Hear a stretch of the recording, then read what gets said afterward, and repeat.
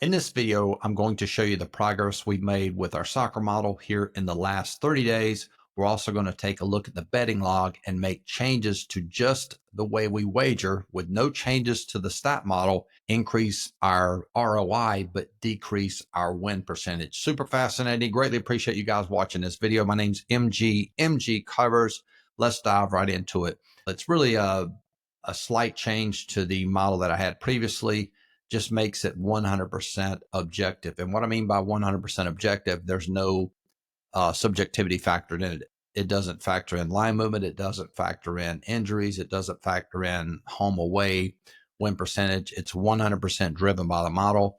The model, as it is, how I was currently handicapping, has gone 25-16, which is very good, plus 4.66 units, which is very respectable. I'm not sure exactly the ROI, but it's going to be less than 10%. The reason we know that, we've wagered 41 matches and yielded 4.66 units, played a lot of heavy juice, which is going to be the subject of this video. Anytime the reason why it's so important to create a log, you can do this with stats as well, meaning like when you're keeping a log, what I did was I tracked win-loss percentage. Win-loss is here. So this is a win, and then I calculate the units over here. And then I put the sportsbook line here. Now, what you can also do is you can put maybe an important stat that's part of the model so that when you're tracking this, you can see that. Or like we've always done, you can go back and take a look at these losses and find out why that team lost and maybe correlate that to a stat, and you can adjust your model that way. Now,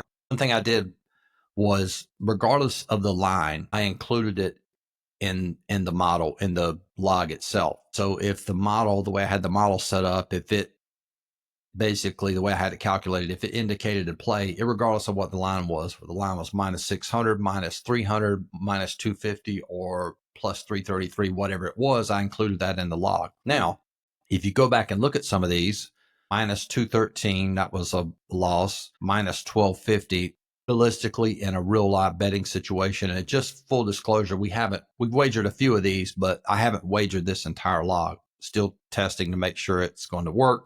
Minus 455, which means, on a $100 wager, you got to risk $455 to make $100. Here's another one for minus 667. Barcelona there at minus 500.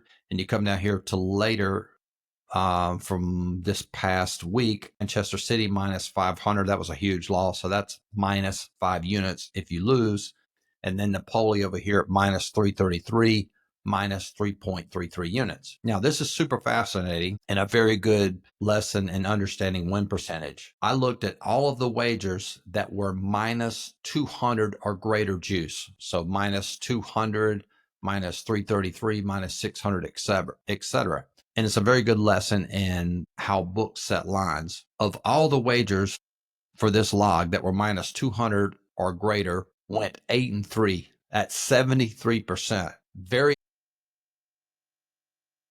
The profit on that was minus 2.13 units. And you say, how could that possibly be? Well, it's very simple. There were 3 losses in that. We had a minus 2.13 loss, a minus 5 unit loss, a minus 333 loss, for a net loss of minus 10.46 units. Of course, we won 8 of those. So that was a difference of minus 2.46. So if you go over here, 25-16, 4.66 as is. If you look over here to the right, what I did was I took out every wager for this betting log that was minus 200 or higher. So the minus 500 to play wasn't included. So what you have to realize, we're taking away these 3 losses, but we're also taking away 8 wins. Does that make sense? So we'll see if it's more profitable, and it is. So only playing matches that are minus 199 or less, we end up with a higher ROI. So we're only wagering on 30 matches, but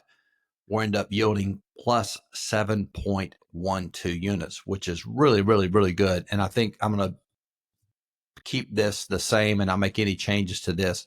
And the problem with that, when you look at it from a sports betting perspective, the books are willing to give you that team that wins at a high percentage, but ultimately you can see there, and more times than not, it's not worth the risk, because at some point, those teams that are, minus 500, minus 600. At some point, they are, not all of them are going to win. So in this case, if you'd have bet those particular wagers, you'd have gone 8-3, hit 72%, but lost money. Books would have won. So assessing this, it's better to keep that number at minus 199 or less. Now, another thing I like to do with my models is I always like to have very clear, objective rules of how I handicap. Meaning, like you can see this play here, Brentford was minus 200. That would be excluded. If it was minus 199, it would be a play. The reason you need to have very clear defined rules, it takes the thinking out of it and it keeps you from making a mistake. And it makes it clear because when you're in the heat of actually wagering it, you might question yourself. You might look and say, oh, wow, this was minus 189 early in the morning. Now it's all the way up to minus 213. I'm going to go ahead and play it, and you end up losing. So be real strict with the rules that you set. So in the event of a loss, you can feel good about that.